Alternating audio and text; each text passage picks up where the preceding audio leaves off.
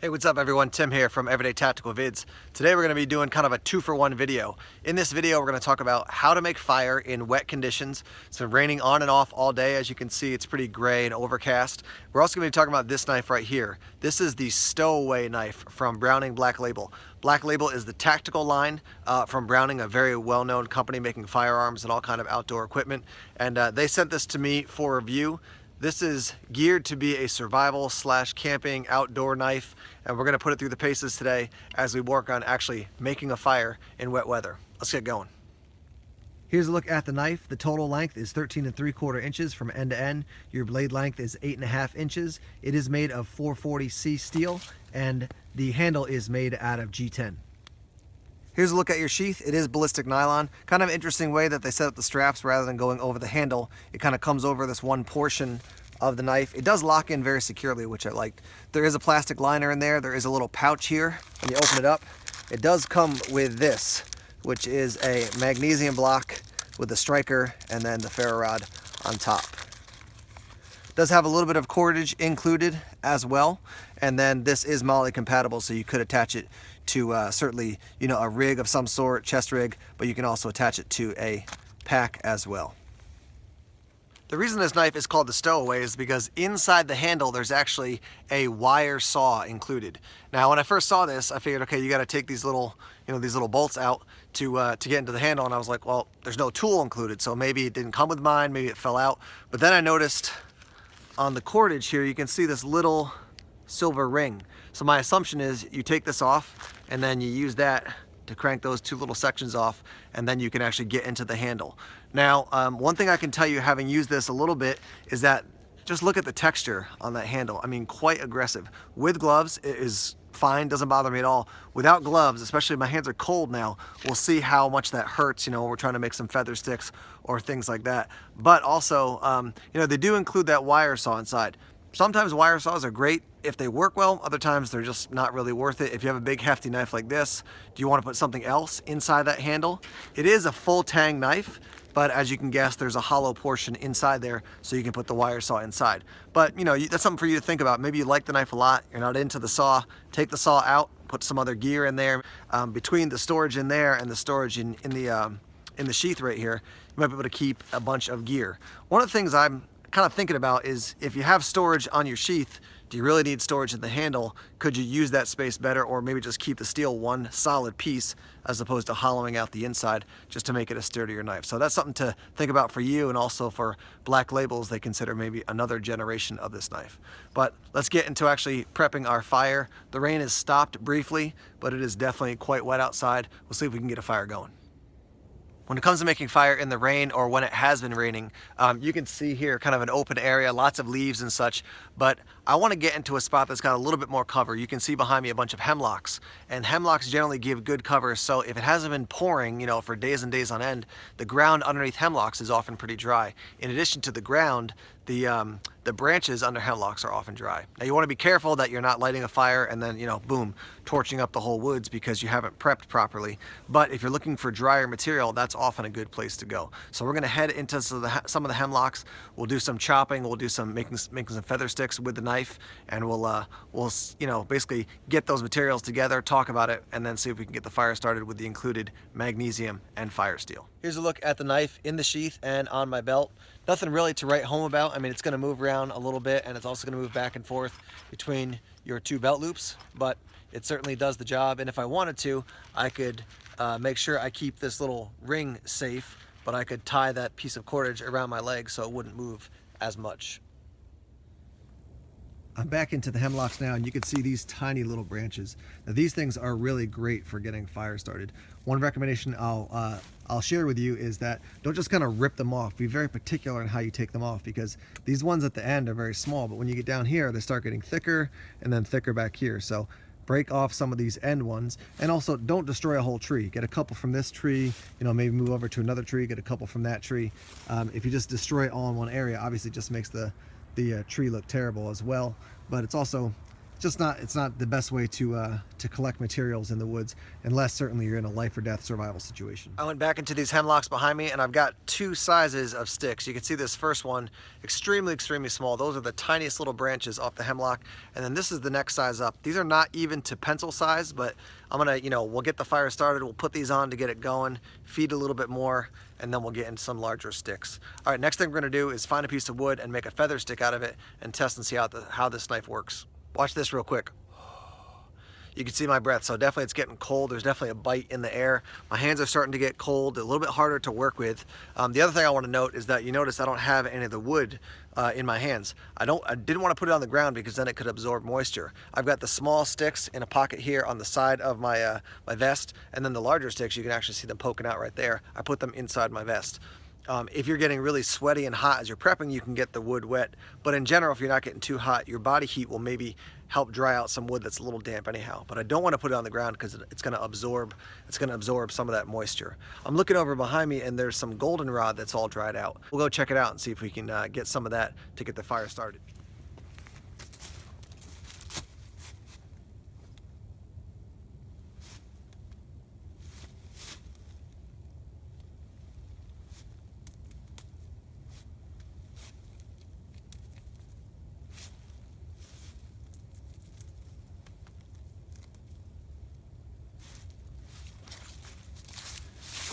Now this does feel a little bit wet to me. You saw that I tested it against my face. If it feels kind of cold and damp, that's how I test to see. But it may dry out, and it may still be, it's a little bit too damp, I think, but it may still have enough of the properties that are usually helpful from goldenrod that we could actually use this in building up the fire. Put my gloves on. My hands are just getting a little too chilly. Found a piece of downed wood, so we're gonna chop this with the knife just to see how it works as far as some of that more aggressive use.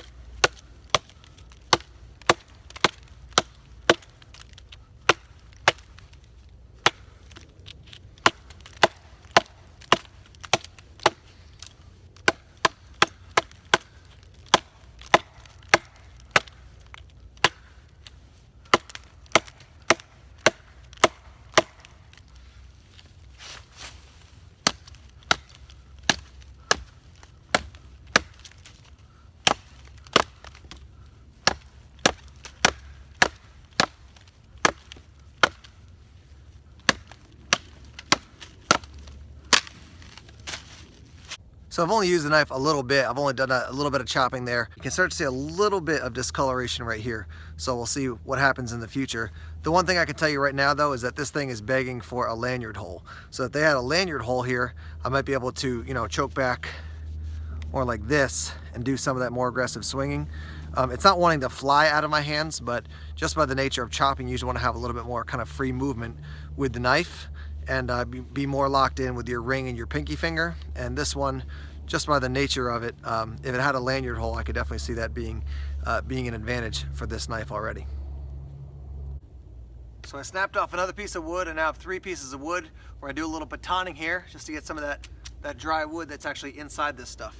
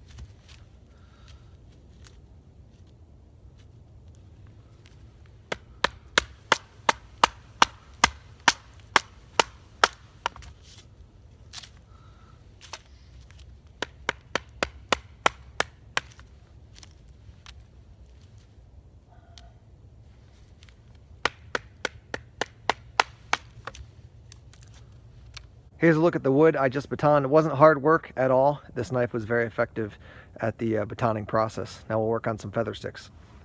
One thing I wanted to note is that hopefully you saw when I was done with the batoning process for the wood, I left the dry side facing up. So just look right here on the ground. That's all the dry portions of the wood that's facing up. You don't want to baton wood, you know, to get dry wood that's on the inside of the wood that's wet on the outside and then lay it down in the wet grass. Obviously that's defeating the purpose. All right, let's work on a little feather stick here. And that is nice. I can tell you immediately, getting some nice tiny feathers. Just starting out here. Now, making a good feather stick has a lot to do with the angle of the wood. When you get squared off angles like I just got from batoning, it's easier to get little feathers. But certainly the knife you're using is going to affect that as well. And this one does seem to be doing it quite effectively.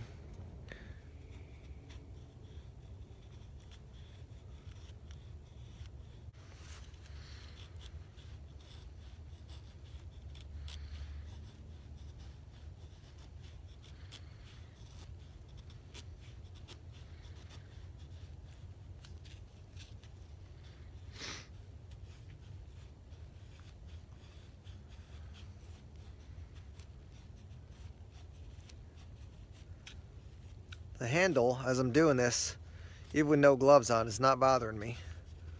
So that's good. This is not super aggressive cutting, you know, with no gloves on, but the texture's quite aggressive on the handle, but at this point, it's not bugging me. I'll just spin this around and now do some on this other end of the stick here. So here's a bunch of feather sticks that I just made, and that'll help once we get the fire going. Now I've got some wood down there on the ground. I'm going to split it up into some small pieces, not make them into feather sticks, but just to make them into very small pieces. All right, I've got the wood that I've processed so far. What we'll do now is get to a spot where I'll probably make the fire, and then I'm going to open up this handle and actually take out that saw and see how that thing works out.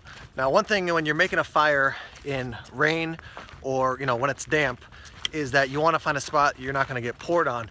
So I'm actually, because the weather is relatively clear right now, I'm going to do this not in the total open, but maybe a little bit more open than I would normally do. You want to have some sort of cover if you're making a fire, you know, when it's raining out. So just be aware of that. Certainly if the cover's too low, you can start the tree on fire, which you don't want to do, but you don't want to be totally exposed because the wind, the moisture, you know, even if just a fog rolls in, that can be wet enough to make it really challenging to get your fire started. So I've got that little ring off the sheath, and now we're going to open up the handle here and see what we actually find inside. And we'll test out to see if this saw is helpful at all. All right, now that's always the danger. I just dropped one of the pieces on the ground. So I picked that one that was on the ground up and put it in my pocket. I'm working on the second one here. I've got it angled like this so when it falls off, hopefully it falls into my hand. And there it goes. So I'll put those in my pocket. Gently take this off. Actually, let's see how it works. Let me turn it over. Take this out. And here's what we have inside. There's your saw. And I'm losing the other bolts now. Just got to keep all the pieces together. Here's your two little T handles that you're going to put on the saw to use it. And let me just pop these out now so I don't lose them. If they will come out. There goes one. There goes the other. There's the inside of your handle. And looks like, let's see. I put the knife down so I don't injure myself.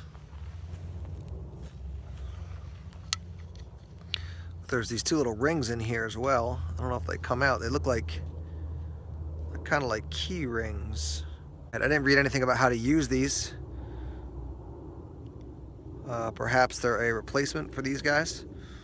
But I think probably if I put the blade of the knife down in there, I could probably pop those guys out. So here's what that ring looks like. I suppose that would be, that is the way you're going to actually attach the T here to the actual chain. So let's get that process started now. So we have the actual saw portion. I had the rings and then the tees. So I'm going to take one of the rings and one of the tees, and I'll put it's just like a tiny little key ring. Put it through the hole here in the tee. I'm going to attach this key ring now to the handle, or I should say to the loop here on the saw portion. And it is cold and my hands are feeling pretty numb right now. But there you go, that's what one end looks like. And we'll do the same thing on this end, and then we'll test out the saw. So we have our saw all put together. There's one end, you're gonna hold it like this. There's your other end. Let's go find a tree to cut through. Okay, so here's a dead limb on a pretty large tree, and this is, this looks like an oak here. And so probably across, it's probably 3.5 inches or so. So let's try this. And once we get quite a bit through, I'll step out of the way so I don't get hurt. I'm gonna try it without my gloves first, just to see how it works. And it's already bounding up on me. Let's try a little bit higher here. And that's binding up. That's binding up. Let's try it. Try it in a section maybe that it's pretty wet wood here. Yep. After about 3 pulls. Oh, that's 1 pull. All right, so there you see, there's our first attempt, and not a whole lot of luck. Let's try something else that maybe is a little bit less rotted. Okay, we'll try on this one. Now, as I mentioned, it's a wet day and it's been raining, so a lot of stuff out here is wet. But let's see if this one, if it works any better on this one.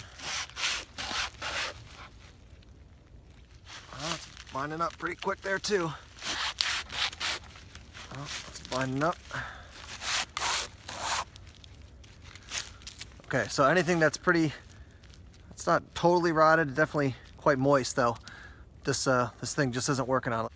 This is a down birch, and you can see actually back here, it's just been chewed through by a beaver of a pond that's right over that way. Well, seems like the same process every time. And I'm not pulling like particularly, I'm not pulling back this way real hard.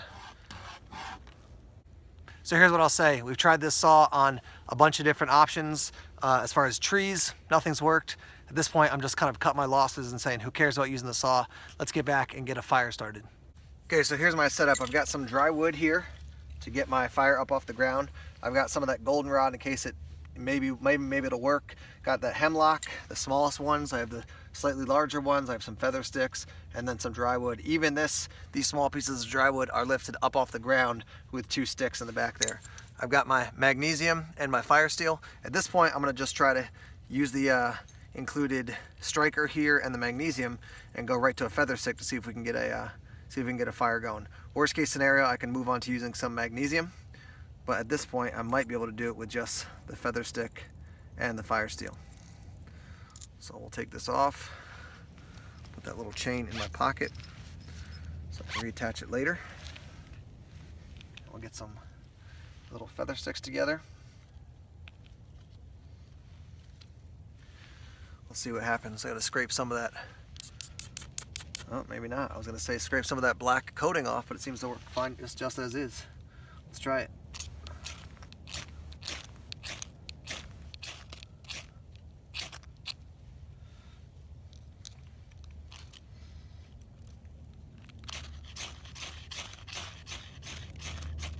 Let's go ahead and give the goldenrod a shot just to see if that works any better. Because if that goes up quickly, then we can rock and roll. We'll see what happens here.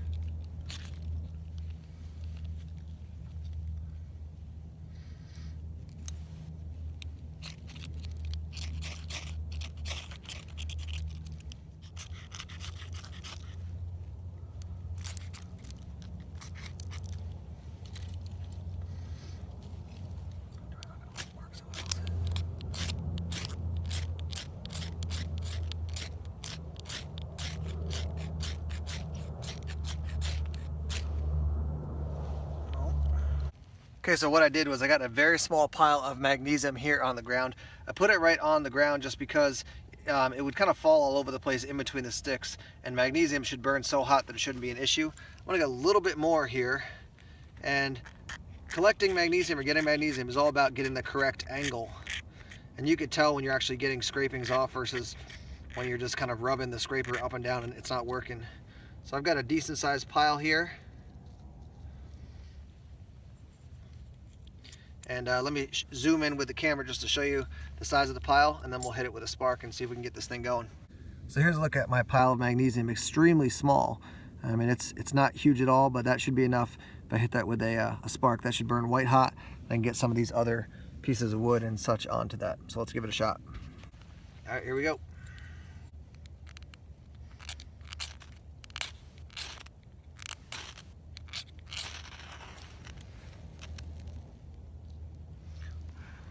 Okay, here you go. All right, we're gonna give it another go. I got another feather stick that I just made here. Wood is definitely damp, but we'll give it a shot.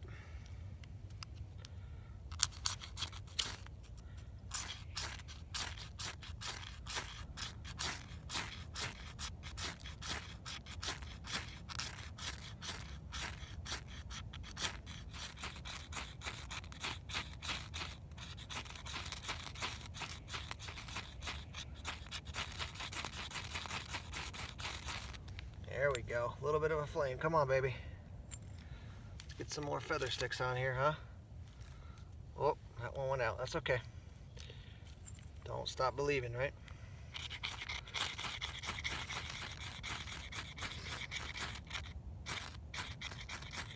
There we go, a little bit more. Come on now. Gentle, gentle with the fire. Get some more. Yeah, it's barely going here, but we're gonna keep believing.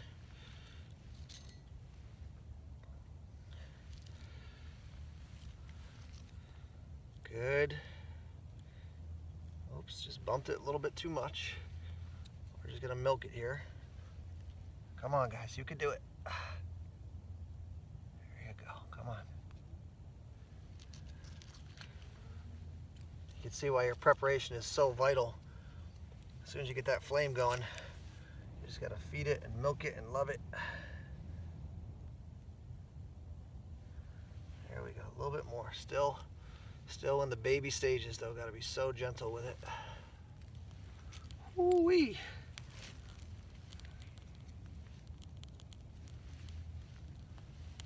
Tough work doing it when it's wet. Definitely not out of the woods yet, no pun intended.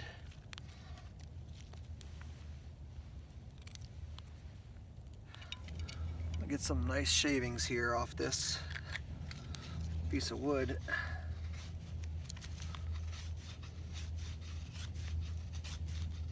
Let's keep it going.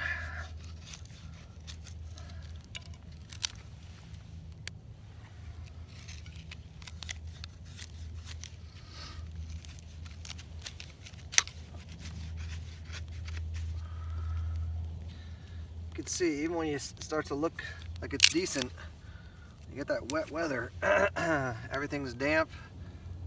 Really got to be careful.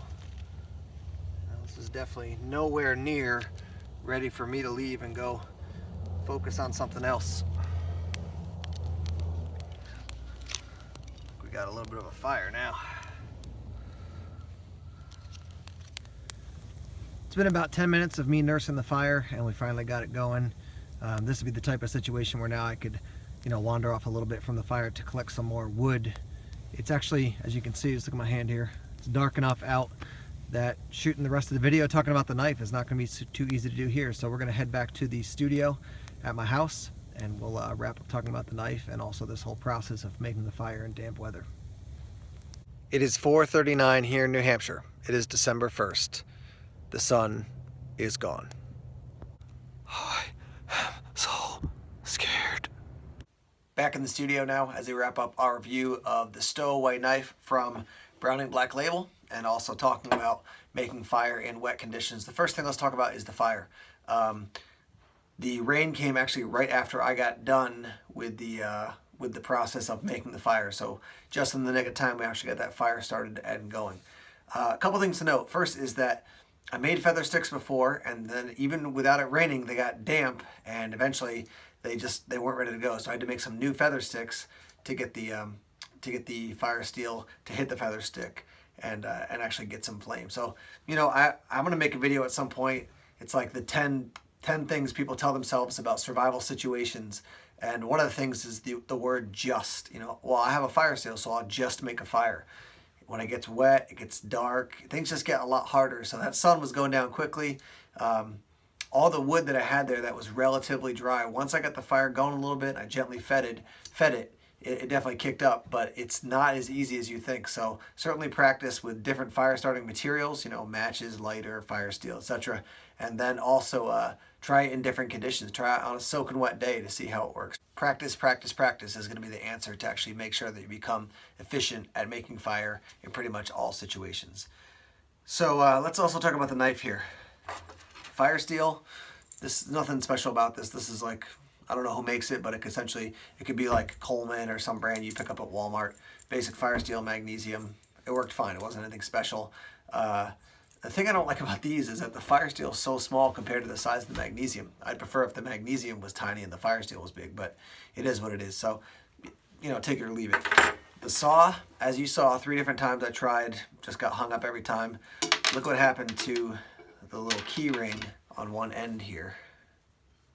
I mean, it just got totally stretched out. I'm gonna hold it against my sweatshirt. You can see a little bit here. Yeah, I mean, this thing just got totally yanked out. So that's what it looks like now. This is what it looked like originally. So it was originally round, and now it's basically an oval. So this thing, yeah, the concept is good. It certainly cuts, but it gets hung up really easily. So yeah, I'll have to think about, what I really think about this. I'll try it some more and test it out some more. But at least in wet conditions, this is not super helpful. And I'm just thinking, if you have a knife as big as this one, then why do you need that? But anyhow, that's just some thoughts. I would put something else into the handle, or just make it a full tang with a full steel handle, not with that hollowed out portion. I do like the fact that they gave you this little metal piece, so that you can open up the handle and take it out. You don't need to bring an extra screwdriver or something like that. The sheath is fine. Again, nothing to write home about, but it does function. A lot of people have major beefs with these types of sheaths, like, a ballistic nylon one.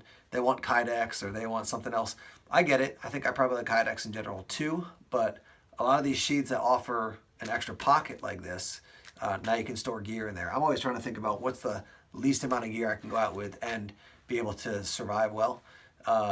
So for me, I think if I have a pocket, I can store a bunch of gear in the pocket. But again, nothing to write home about. When it comes to the knife, it was very effective in its batoning. It was effective, came nice and sharp, and so it was effective in making feather sticks and using it just in the whole fire preparation process. You can see it's starting to wear a little bit. See if you can pick it up on the camera. Yeah, I think in this light you can. A little bit. It's kind of light, getting a little bit lighter here. That 440C is, it's not the greatest steel for a survival knife or a bushcraft knife, but it is still a pretty good steel. I guess the 2 main things I would say, or I guess the 3 main things I would say, it worked well overall. I do want to note that there's some jimping up here. So the idea is you can hold it, and use the knife, kind of choke up and use the knife like that. I would swap out the handle, as far as I would just make it steel the whole way through and not put the saw in there. Even if you took the saw out, you could put something else in, but you have a pocket on your sheath, so why don't you just use that? I would add a lanyard hole, like I said, so I could choke back and do some chopping more aggressively, a little bit more movement and freedom in the chopping process. And then the texture of this thing. I mean, you could see, thinking about tops, like they had that Rocky Mountain texture that some people like and some people don't, but that is mild compared to what this is. This is quite aggressive. I was surprised it didn't bother my hand as much as I thought it would. It was certainly fine with gloves on, but I do think if I were to redo this, I would smooth that out a bit. I guess the last thing I would mention is that the price point for 150 bucks, are people going to spend that much money for this knife? It did perform well. I was impressed. I was more impressed than maybe I thought I was going to be after taking it out and handling it a bit. but 150, 160 bucks on Amazon. I don't know if people are going to spend that much money where they can get something else that just it deals with a couple of the issues that this one doesn't address. I haven't seen any other reviews on this knife. I have to dig around a little bit more, but if you've reviewed this knife or you know a place where it has been reviewed, then in a comment down below, let us know about that so we can check it out and see what other people think about this knife. This is a first step for them into that survival bushcraft outdoor world from their Black Label line, and I think they're moving in the right direction. They can make a couple tweaks and improve this thing. So once again, this is the Stowaway knife from Browning Black Label. I'll put links down below if you want to find out more information on it or you want to purchase it on Amazon. As always, we want to say thanks for checking out our videos here on YouTube. Please like, share, and subscribe, and check us out on all the social media outlets. Take care.